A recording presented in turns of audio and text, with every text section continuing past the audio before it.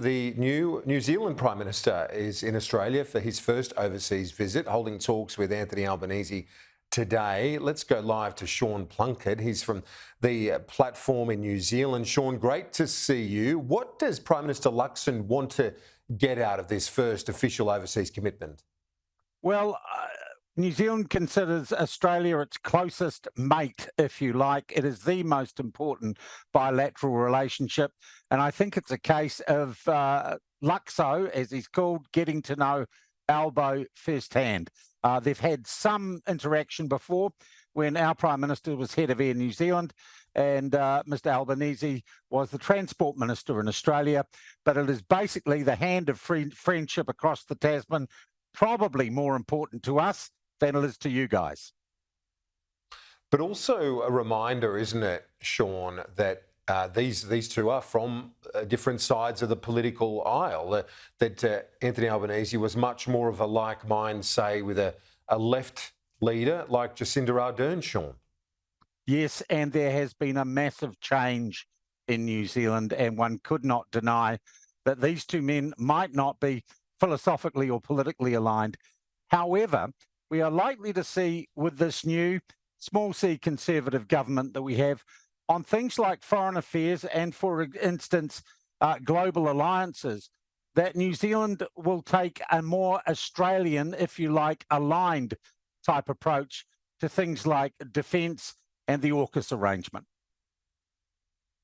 Yeah, some suggestion that New Zealand might even be able to participate in the technology sharing components, obviously not the nuclear propelled technology that we will have with the Virginia-class submarines, given the nuclear-free status that New Zealand holds very dear, as Prime Minister Luxon reiterated today, Sean.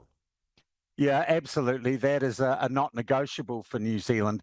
But our new Foreign Minister, old new Foreign Minister Winston has sent clear signals that the sort of unaligned stance taken by the previous Labor administration is not what he is looking for at all.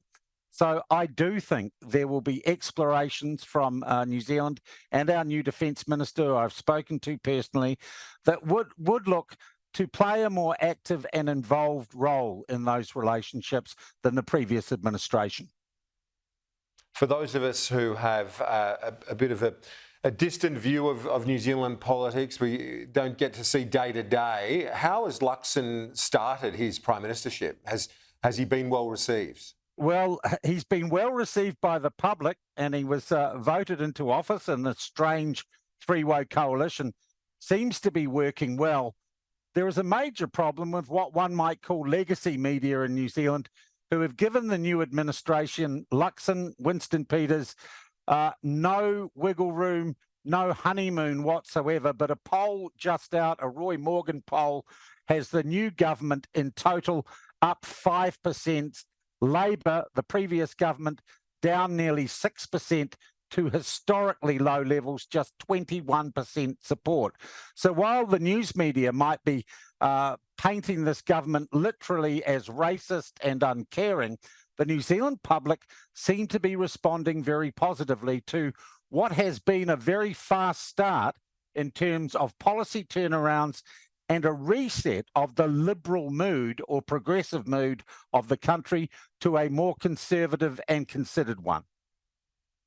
Joining me live from Wellington, Sean Plunket from the Platform in New Zealand. Appreciate it. Thanks so much.